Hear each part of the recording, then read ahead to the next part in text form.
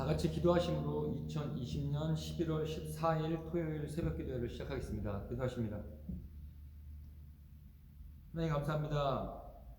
하나님 오늘도 새로운 날 주시고 하나님 또한 이 아침을 시작하며 주님을 묵상하는 가운데 주님을 예배하는 가운데 이 하루를 시작하게 하신 주님의 은혜 감사합니다. 하나님 우리가 주님 앞에 더욱더 겸손히 나가기를 원합니다. 우리의 삶의 모든 영역에서 우리의 겸손함으로 주님의 말씀대로 살아내기를 원합니다. 하나님 이 시대가 악한데 하나님 우리의 마음 가운데 진리로 가르치시고 하나님 우리가 주 안에서 그 진리를 행하며 살아가는 참 기쁨을 누리는 자들 될 수 있도록 인도하여 주시기를 간절히 소원합니다. 하나님 입술의 말보다 그렇게 살아내게 하여 주시기를 간절히 소원합니다. 머릿속에 생각만 하지 말고 하나님 마음속으로 결단만 하지 말고 하나님 아버지 우리가 주님이 주신 그 말씀대로 그 능력을 의지하여서 그렇게 살아낼 수 있도록 성령께서 날마다 우리의 마음을 가난하게 겸손하게 만들어 주시기를 간절히 소원하며 이 모든 말씀 살아계신 우리 주 예수 그리스도의 이름으로 간절히 기도하였습니다. 아멘. 오늘 하나님께서 저에게 주시는 말씀은 다니엘서 1장 1절부터 9절까지 말씀입니다. 다니엘 1장 1절부터 9절까지 말씀 잠깐 묵상하시도록 하겠습니다.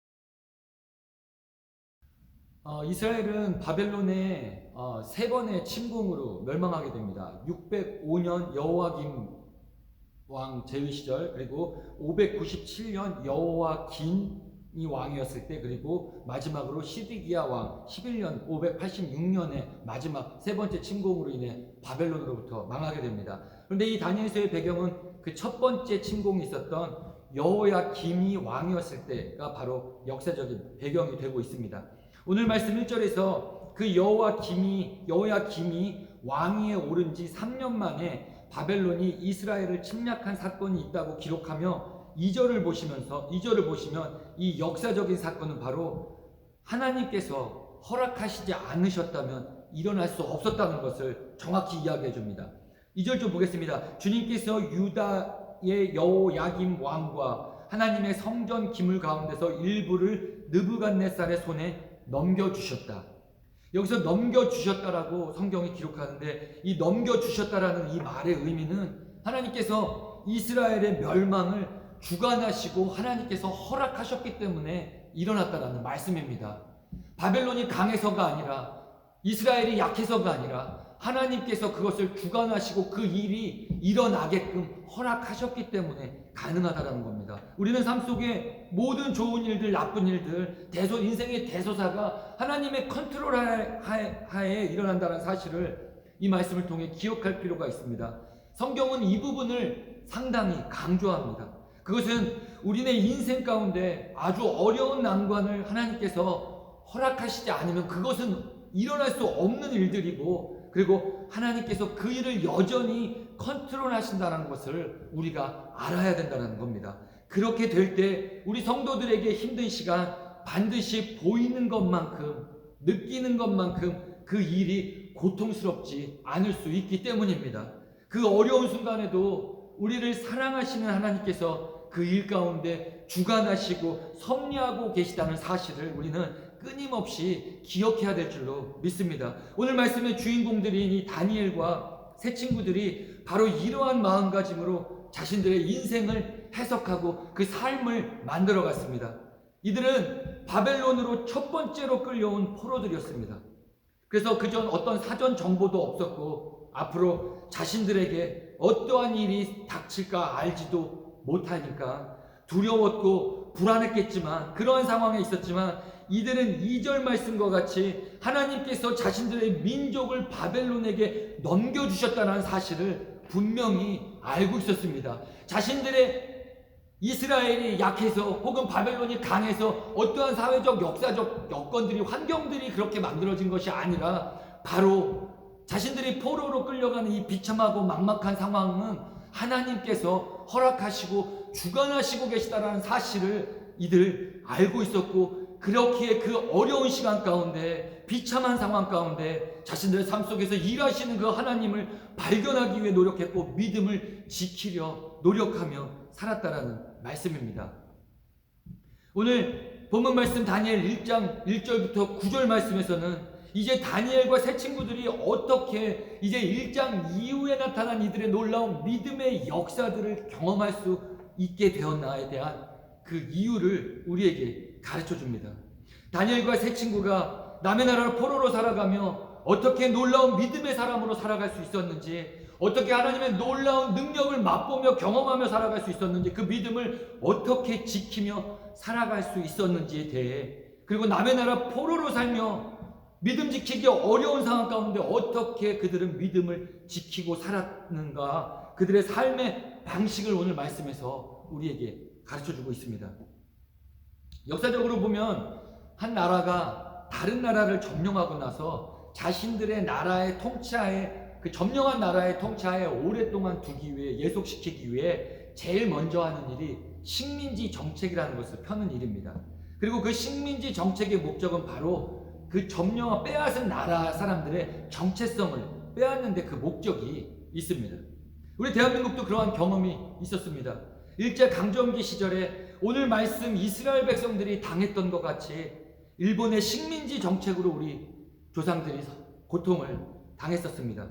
이름을 일본식으로 바꿔야 했고 자신들의 침략을 정당화하는 왜곡된 일본식 역사 교육을 강요받아야 했습니다.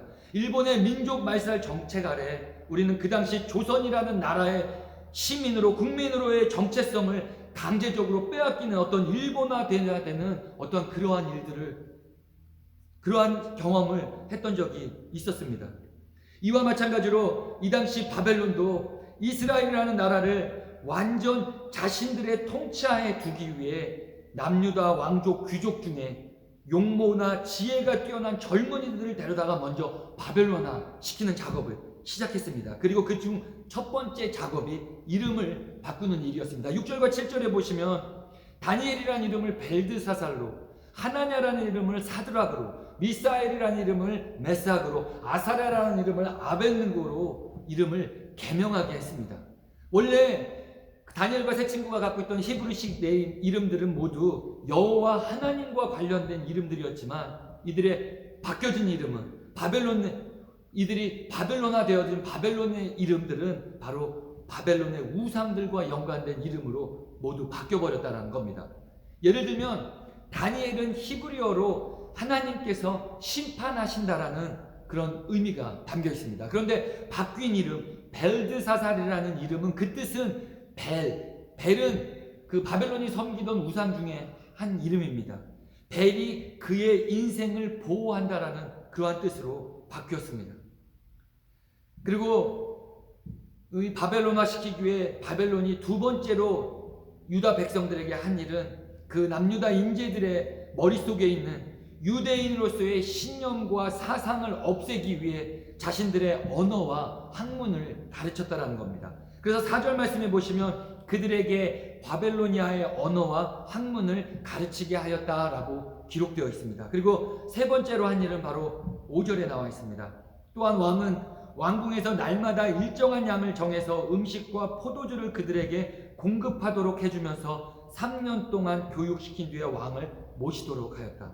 이것은 남유다 사람들의, 남유다 인재들의 생활 방식에 변화를 주는 어떤 정책이었습니다. 바벨론은 남유다에서 끌고 온 어린 소년들에게, 그 인재들에게 이름을 바꿈으로 해서 언어와 학문을 교육함으로 해서, 그리고 자신들의 이방 생활 양식, 생활 방식, 생활 패턴을 강요함으로 해서 그들의 민족적 정체성을 빼앗으려 했다라는 말씀입니다. 지난 예레미야 말씀에서도 나눴던 것처럼 우리 크리스찬들 영적인 바벨론 식민지 시대에 살고 있다는 것을 좀 우리가 이 말씀을 통해 다시 한번 묵상하고 다니엘서를 좀 볼 필요가 있습니다. 바벨론이라는 세상 나라는 우리로부터 하나님 자녀라는 그 정체성을 빼앗아가기 위해 하나님의 자녀 타이틀, 그 이름, 그 정체성을 빼앗아가기 위해 세상적인 새로운 타이틀과 정체성을 우리에게 부여하려 한다는 사실입니다. 그리고 그것이 바벨론에서, 세상에서 잘 사는 길이라고 우리를 유혹한다는 말씀입니다. 그런데 우리가 기억해야 할 것은 우리가 어떠한 직업을 갖고 무엇을 하고 살아가는 보다 우리 삶 속에 크리스찬이라는 이름보다 가장 값지고 귀한 이름은, 정체성은 없다라는 사실입니다. 다른 그 어떤 것으로 우리를 세상에서 소개한다고 해도 우리는 크리스찬으로 불려진 것보다, 우리가 크리스찬으로 사는 것보다 자랑스러운 일, 인생에 가치 있는 일은 없다라는 겁니다. 우리가 무엇을 하며 살아가던 예수 그리스도를 닮아가는 크리스찬의 삶을 산다는 것이 가장 고귀하고 훌륭한 이름, 훌륭한 우리의 타이틀이 되어야 한다는 말씀입니다. 지금 우리 이 세상을 살아가는 이 영적 바벨론 식민 시대를 살아가는 우리, 하나님의 자녀로 크리스찬으로 살아가길 자랑스러워하고 있는지, 혹은 세상에 다른 타이틀로, 다른 이름으로 나의 이름이 드러나기를 원하며 힘쓰며 살아가고 있지는 않는지 좀 돌아봐야 할 것 같습니다. 그리고 우리는 세상이 주는 교육도 열심히 배워야 하지만 하나님의 말씀을 연구하는 일, 하나님을 알아가는 일보다 우리에게 더 중요하고 시급한 교육은 없다는 것을 우리는 기억해야 합니다. 이 사실을 우리 모든 크리스찬들이 모르고 있지 않지만 우리는 바벨론이라는 이 식민지 아래서 미래의 평안한 삶을 너무 꿈꾸고 이루려다 하다 보니까 하나님의 교육보다는 바벨론이라는 세상에서 주는 교육과 언어를 더 중요하게 여기며 그것에 더 많은 시간을 투자하고 그것에 더 마음을 두며 살아가고 있지 않은지 우리가 또한 돌아봐야 될 것 같습니다. 말씀을 보면 더 깊게 나누겠지만 바벨론에서 포로로 끌려간 다니엘과 세 친구처럼 우리도 세상 속에 살지만 우리의 정체성을 확실히 하는 어떤 선을 긋고 세상 가운데 살아가지 않는다면 우리 믿음 지키는 일이 만만치 않은 세상이라는 것 우리가 다시 한번 기억해야 합니다. 바벨론화 되어버린 교회와 성도의 마음속에 오늘 다니엘과 세 친구는 우리에게 믿음의 선을 긋고 결단하라고 명령하고 있다는 것을 다시 한번 우리가 기억해야만 할 것 같습니다. 오늘 말씀에서 다니엘과 세 친구들, 바벨론이 주려했던 바벨론화 정책들 중에서 첫 번째 이름 바꾸는 일에 반항하지 않았습니다. 두 번째 그들의 언어와 학문을 배우는 일에도 마다하지 않았지만 세 번째 왕의 음식을 먹는 일에는 따르지 않았습니다. 어떻게 보면 그 일에 있어서만큼은 자신들의 목숨을 걸고 따를 수 없다고 말했는데 왜 그랬는지 우리는 오늘 이 말씀을 통해 좀 자세히 들여다볼 필요가 있습니다. 하나님께서 이스라엘 백성들에게 레위기에서, 민수기에서 지금 이 시대를 사는 우리에게는 얼핏 좀 이해가 되지 않지만 음식과 관련된 자세한 많은 율법들을 주셨습니다. 왜냐하면 고대 근동 이 시대에는 음식을 먹는 일, 단순히 굶주린 배를 채운다는 것 외에 그 이상의 의미가 있었기 때문입니다. 이것은 물론 위생과 건강을 위해서도 주셨지만 이 당시에 어떠한 음식을 어떻게 먹는가, 누구와 먹는가, 이것은 허기진 식욕을 달래는 것 이상 중요한 사회적인, 종교적인 활동으로 받아들여졌기 때문입니다. 생활 패턴으로 받아들여졌기 때문입니다. 그래서 어떤 음식을 먹는가라는 것, 이 당시 하나님의 선민으로 어떻게 살아가야 하는지를 보여주는 아주 중요한 삶의 생활 양식이었고, 하나님의 사람인지 아닌지를 드러내는 아주 중요한 지표가 되는 일이었다라는 말씀입니다. 음식과 관련해서 상당히 많은 부분을 말씀에서 레위기 그 민수기에서 할례에서 율법으로 지정하신 이유가 바로 여기에 있다라는 말씀입니다. 결국 이 당시 다니엘 당시 유대인들에게 남의 나라 전통과 관습을 따라 그 음식을 먹는다는 것은 결국 그 사회가 그 문화가 주장하고 있는 요구하고 있는 삶의 패턴을 그대로 받아들인다라는 의미가 담겨 있었다라는 겁니다. 성경에서는 이름과 관련된 그 어떤 율법도 주시지 않았습니다. 그래서 다니엘과 세 친구 자신들의 이름이 바뀌는 것에, 어떻게 불리워지는 것에 별로 개의치 않았습니다. 그 이름의 의미가 비록 바벨론의 우상들을 상징하는 이름이었다고 해도 그 이름 그들이 무시할 수 있었습니다. 그리고 언어와 학문을 배우는 일도 마찬가지로 우리 성경 말씀에서는 무엇을 배울 것인가에 대해 교육에 대한 정확한 율법의 지침을 주시지 않으셨습니다. 그건 모두 배우는 사람들 우리 각자의 마음속에서 하나님의 말씀에 비추어 보아 해석하고 기독교적 세계관을 갖고 해석하고 배울 것은 배우고 버릴 것은 버리면 되었기 때문에 그 교육을 받고 언어를 배우는 것에 전혀 저항할 이유가 없었습니다.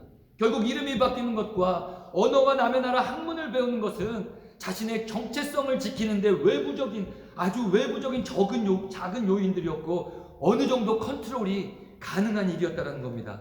오늘날도 생각해 보시면 우리의 이름과 세상 교육을 받는 것으로 인해 우리의 믿음이 크게 흔들리지는 않습니다. 세상 교육이 하나님을 인정하지 않는다 해도 우리가 하나님의 말씀을 바탕으로 기독교 세계관으로 하나님 중심으로 세상 교육을 받아들일 때 그다지 그것은 어쩌면 큰 문제가 되지 않는다라는 겁니다. 하지만 이 당시 음식을 먹는 문제는 좀 달랐습니다. 특별히 5절에서 왕은 왕궁에서 날마다 일정한 양을 정해서 음식과 포도주를 공급하도록 했다라고 기록되어 있는데, 이 왕이 공급하는 이 음식을 먹는 일은 달랐습니다.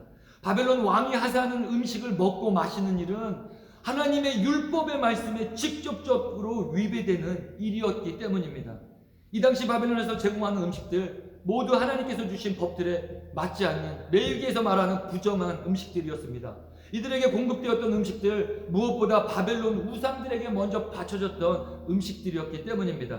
비록 남의 이방 나라에 끌려와 종노릇하며 그들이 주장하는 삶에 노출되어 우상을 섬기는 왕 아래서 살고 있지만, 이들은 자신들의 믿음을 지키기 위한 믿음의 마지막 마지노선을 그어야만 했다라는 겁니다. 그래서 다니엘은 8절에서 이렇게 말합니다. 다니엘은 왕이 내린 음식과 포도주로 자기를 더럽히지 않겠다고 마음을 먹고 환관장에게 자기를 더럽히지 않을 수 있도록 해달라고 간청하였다. 결국 이 음식을 먹는 일을 자신들이 살아온 하나님 중심의 삶의 패턴을 포기하라는 요구였기 때문에 그것만은 할 수 없다라고 다니엘이 8절에서 이야기하고 있는 것입니다. 왕이 하사한 음식을 안 먹겠다는 것, 이 당시 목숨을 내어놓고 해야 하는 간청이었습니다. 다니엘과 세 친구들은 이 당시 기껏해야 14살, 15, 16살밖에 되지 않는 소년들이었습니다. 그럼에도 이들이 자신들의 믿음을 지키기 위해, 더 정확히 말하면 하나님 중심의 삶의 그 패턴, 삶의 양식을 지키기 위해 이러한 간청을 했다라는 말씀입니다. 그 이유, 바로 이들에게 자신들의 목숨을 잃는 것보다 더 두려운 것이 있었는데, 그것이 바로 8절 후반부에서 말하는 자신들이 하나님 앞에서 더러워질까 봐였다라는 사실입니다. 자신들의 마음과 영혼이 하나님의 말씀을 지키지 않음으로 인해서 죄로 더러워질까, 죄로 오염될까, 바로 그것이 자신들의 목숨을 잃는 것보다 이들에게는 더 중요한 일이 되었다라는 말씀입니다. 저는 오늘 말씀을 묵상하면서 다니엘과 세 친구들이 자신들의 몸을 더럽히려지 않는 이 모습을 묵상하며 유대인들의 삶에, 유대인들에게 정결한 삶을 유지하려는 그 태도가 지금 우리 코로나 바이러스를 대하는 우리의 삶의 태도와 상당히 유사하다는 것을 좀 발견하게 되었습니다. 레위기와 민수기 말씀에 보시면 유대인 중 누군가 시체를 만졌을 때 그 시체를 만진 사람은 부정한 사람으로 낙인 찍혀 격리되어야 합니다. 또는 누군가 그 시체가 있는 장막 안에 서 있기만 해도, 그 공간에 같이 머물러 있기만 해도 그 사람들 모두가 부정한 사람이 되어 말씀으로 지정된 몸을 정결케 하는 작업을 하기 전까지는 격리되어야 합니다. 민수기 19장 14절입니다. 장막 안에 사람이 죽을 때 지켜야 할 법이다. 그 장막 안으로 들어가는 사람이나 그 장막 안에 있는 사람은 모두 이래 동안 부정하다. 뿐만 아니라 집에 악성 곰팡이가 생겨 집이 부정하게 되면 그 집을 깨끗이 소독하고 정결하게 하는 작업을 거치고 나서도 여전히 그곳에 악성 곰팡이가 있어 집이 부정하면 그 집을 부셔버리라고, 디스트로이 시키라고 하나님께서 명령하십니다. 우리 중 누군가 코로나 바이러스에 걸린 사람이 있으면 우리는 그 사람을 마치 부정한 사람으로 낙인 찍혀 격리시키듯이 지금 우리는 그 사람을 격리해야 된다라고 이야기합니다. 그 바이러스 걸린 사람뿐만 아니라 그 사람과 함께 있었던 사람들 모두가 아까 민수기 말씀에서처럼 그 공간에 있던 모두와 같이 부정한 사람이 되어 우리는 격리하는 생활을 해야만 한다는 겁니다. 그 그룹들, 그 집단들, 유대인 법으로 말하면 모두가 그 사람들이, 그 공동체가 부정한 사람이 되어 검사받고 격리하고, 그리고 심한 경우에 그 공동체는 셧다운을 해야 합니다. 수주 전에 저희 학교 기숙사에서도 한 명이 코로나 양성 반응이 나오자 그 학생이 만났던 모든 사람들을 학교에서 추적하고 그 사람들 모두가 격리되어야 될 것을 명령했고, 그리고 그 학생이 코로나 바이러스 걸린 학생이 다닌 모든 건물들을 소독하고, 하여튼 그러한 작업들을 철저하게 했는데, 이런 것들을 보면 유대인들이 부정한 것들을 대하는 태도와 지금 우리가 코로나 바이러스 이 시대를 살아가는 우리가 그 코로나 바이러스를 대하는 태도가 상당히 유사하다라는 말씀입니다. 그런데 우리가 여기서 한 가지 좀 깊게 묵상해야 할 것은, 왜 우리가 코로나 바이러스의 전염을 두려워하고 왜 다니엘이 그 음식을 먹음으로 자신의 몸이 더럽혀지는 것을, 몸이 부정하게 되는 것을 그렇게 두려워했는가를 좀 묵상해 봐야 된다라는 말씀입니다. 왜 우리는 코로나 바이러스로부터 육신의 몸을 지키려 하는가?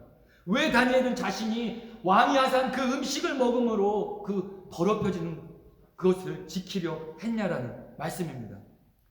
코로나 바이러스를 우리가 두려워하는 이유를 잘 생각해 보면 우리는 육신의 고통과 죽음이 두렵기 때문입니다. 이 알 수 없는 바이러스로 인해 아직 백신도 치료약도 제대로 개발되지 않은 이 상태에서 이 병에 걸린다면 우리는 고통스러워야 되고, 우리는 혹시 최악의 경우 죽지 않을까 하는 그러한 두려움들이 우리에게 있다라는 말씀입니다. 하지만 다니엘이 자신의 몸이 더럽혀지고 부정하게 되는 것을 두려워했던 이유는 바로 그것이 하나님께서 정하신 법을 어기는 일이었기 때문이고, 그것은 결국 자신 몸과 영혼이 죄로 더럽혀진다는 것을 의미했고, 그로 인해 부정한 몸으로는 그 하나님의 거룩한 임재하심에 들어가지 못하기 때문에 그곳에서 제외되어야 된다는 것을 알고 있었기 때문에 다니엘은 그것을 두려워했기 때문에 목숨을 걸고 자신의 몸이 더럽혀지는 것을 막으려 했다라는 말씀입니다. 민수기 말씀에서 부정한 사람들, 부정한 자들로 낙인 찍힌 사람들은 하나님의 임재의 상징인 그 성막 안에 머물 수 없다라고, 밖에 머물러야만 한다라고 명령하셨습니다.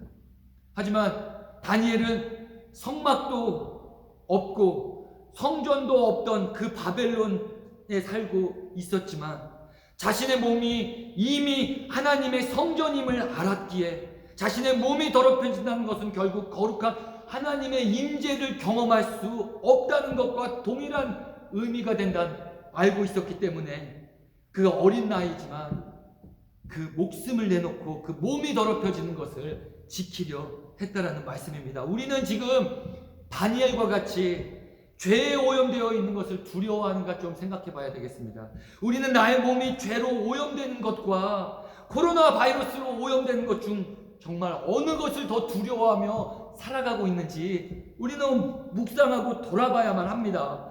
코로나 바이러스 조심해야 합니다.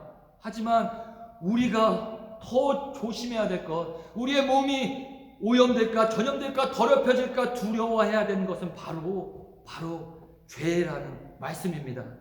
다니엘이 자신의 하나님 중심의 삶의 패턴을 지키려 했던 것, 바로 그 죄로 오염될까 두려웠기 때문입니다. 우리 삶 속의 패턴 중에 우리가 의식하지 못하는 죄들이 존재하지는 않는지, 무심히 우리가 마음으로 타협하며 간과하며 그 더러워짐을 허락하며 짓고 있는 죄들은 있지 않는지 우리는 돌아봐야만 합니다. 마태복음 10장 28절입니다. 몸은 죽여도 영혼은 능히 죽이지 못하는 자들을 두려워하지 말고 오직 몸과 영혼을 능히 지옥에 멸하시는 자를 두려워하라. 죄는 우리의 모든 것을, 영혼과 몸 모든 것을 파괴한다고 할 수 있다고 주님께서 말씀하십니다. 만약 우리가 몸만을 죽일 수 있는 코로나 바이러스가 그토록 염려된다면 우리는 우리의 몸과 영혼을 죽이는 그 죄라는 바이러스가 우리 안에 있지는 않는지, 나를 통해 나의 자녀들에게 전염되지는 않는지, 나의 배우자에게 전염되지는 않는지, 나의 목장 식구들에게 전염되지 않는지, 이 교회에 전염되고 있지는 않는지 우리는 돌아봐야 한다라는 말씀입니다. 나의 삶 안에 구체적으로 하나님이 원하시는 삶의 패턴을 놓치고 죄를 범하고 있지 않는지 다시 돌아보고, 다니엘이 왕이 내린 음식과 포도주로 자기를 더럽히지 않겠다라고 결단한 것처럼 우리도 삶 속에서 이것들로 내가 다시는 나를 더럽히지 않겠다라고 죄와 싸울 것을 선포하며 주님께, 성령께 그 도움을 간절하게 구해야 한다라는 말씀입니다. 우리 중 한 명만이라도 코로나가 걸린다면 우리는 이 교회를 셧다운해야만 합니다. 만약 우리가 그 날마다 삶 가운데 짓고 있는 죄들, 우리 육신의 죽음을 두려워 그렇게 셧다운하는 이 교회 공동체를 셧다운 시켜야 되는데, 우리의 죄는 우리의 영혼까지도 파괴할 수 있다라고 말씀하셨는데, 우리는 다시 한번 이 말씀을 통해 우리가 우리의 삶 속의 패턴을, 우리 삶 속에 있는 생활 양식들 중에 우리가 여전히 죄 가운데 노출되어 있지는 않는지, 그것이 나의 몸을 더럽히고 나의 가족들을 더럽히고 나의 공동체를 더럽히고 있지는 않는지 돌아봐야 한다라는 말씀입니다. 지금 시대 많은 사람들이 신앙을 지키는 데 있어 마음이 중요하다, 신앙을 지키는 데 있어 마음이 중요하다라는 말을 자주 합니다. 특별히 우리 젊은 사람들이 그러한 이야기들을 많이 합니다. 바리새인들과 권위 형식주의적인 것들에 대한 반작용 때문인지는 모르겠지만 겉으로 보이는 생활 양식보다 마음이 중요하다라고 많은 이야기를 합니다. 그래서 자신의 신앙을 겉만 보고는 판단하지 말아달라고 그런 말을 종종 합니다. 그 말이 무슨 의미인 줄 압니다. 하지만 그런데 우리는 주님의 이 말씀을 좀 생각해 봐야 합니다. 열매를 보고 그들을 알아야 한다.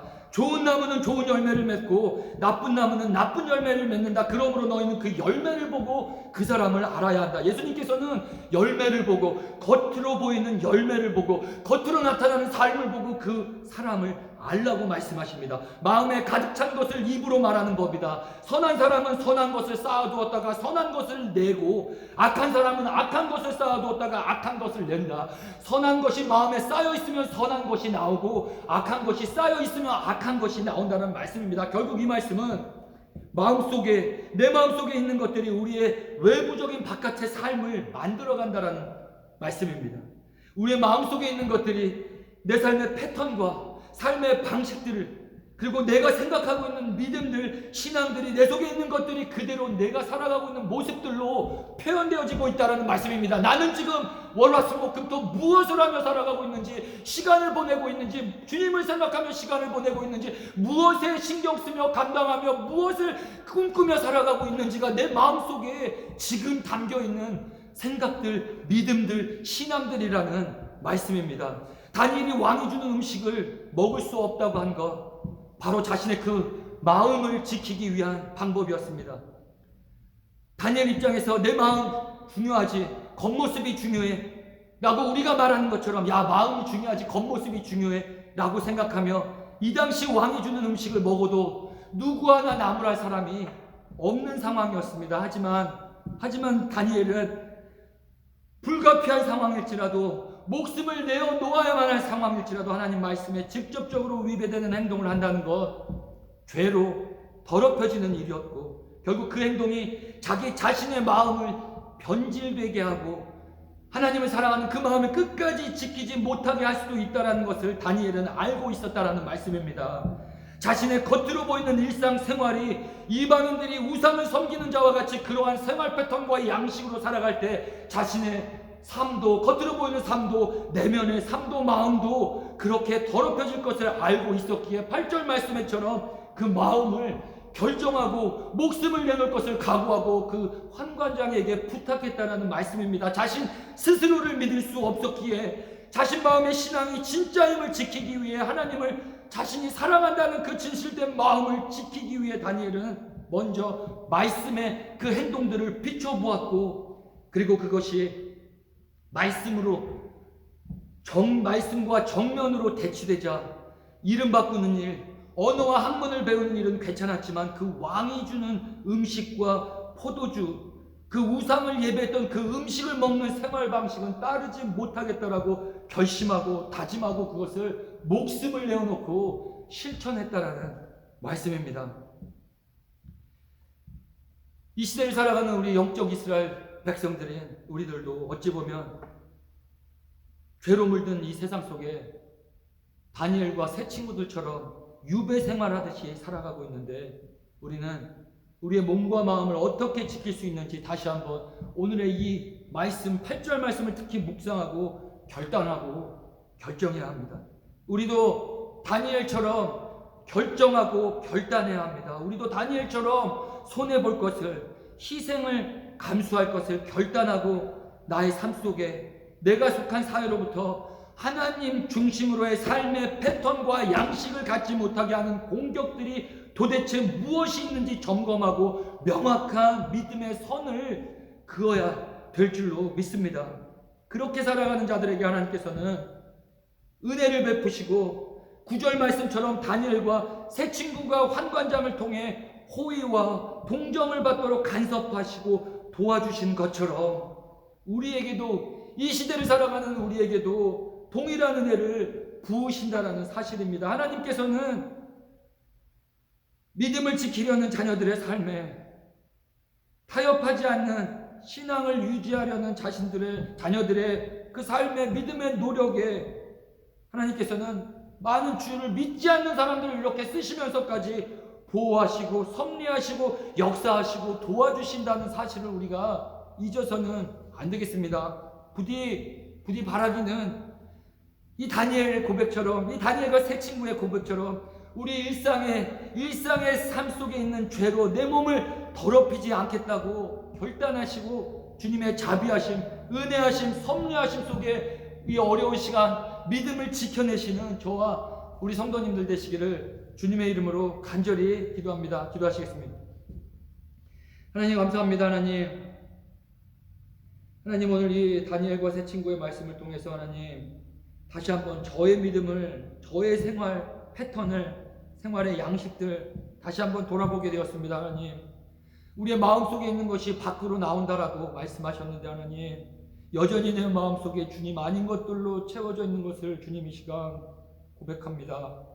하나님, 그리스도의 보혈의 피로 다시 한번 주께서 다시 한번 주의 놀라운 은혜의 마음을 묵상하게 하시고 다시 한번 우리를 자녀로 부르신 주의 사랑의 마음을 묵상하게 하셔서 하나님, 우리가 다시 결단하고 결정하고 삶 가운데 버려야 할 것들, 이겨내야 할 것들 주께서 보이실 때 말씀으로 기도로 승리하는 자들 될 수 있도록, 그 죄와의 싸움 가운데 물러나지 않는 자들 될 수 있도록 도와주시기를 간절히 소원합니다. 하나님, 우리가 코로나 바이러스가 두렵습니다. 아버지, 하지만 우리가 죄에 오염되는 것을 그만큼 두려워하고 있는지 다시 한번 돌아보기를 간절히 소원합니다. 하나님, 이 눈으로 보여주시는 이것이 우리의 영적으로 해석되어질 수 있도록 하나님, 이 말씀을 나누는 사랑하는 성도들에게, 형제 자매들에게 들려지게 하여 주시기를 간절히 소원합니다. 성령 하나님의 그 말씀의 검이 우리의 모든 삶을 관통하시고 아버지께서 비춰주셔서 아버지 하나님 우리의 생각과 우리의 모든 행동들이 주님 앞에 주 성령으로 인하여 조명되어져서 우리가 다시 한번 정결해지는 거룩해지는 삶으로 주께 영광 돌리는 자들 될 수 있도록 주여 주께서 함께하여 주시기를 간절히 소원하며 이 모든 말씀 살아계신 우리 주 예수 그리스도의 이름으로 간절히 기도하였습니다. 아멘. 하늘에 계신 우리 아버지여, 이름이 거룩히 여김을 받으시오며 나라의 마옵시며 뜻이 하늘에서 이룬 것 같이 땅에서도 이루어지이다. 오늘날 우리에게 일용할 양식을 주옵시고 우리가 우리에게 죄 지은 자를 사하여 준 것 같이 우리의 죄를 사하여 주옵시고 우리를 시험에 들게 하지 마옵시고 다만 악에서 구하옵소서. 대개 나라와 권세와 영광이 아버지께 영원히 있사옵나이다. 아멘.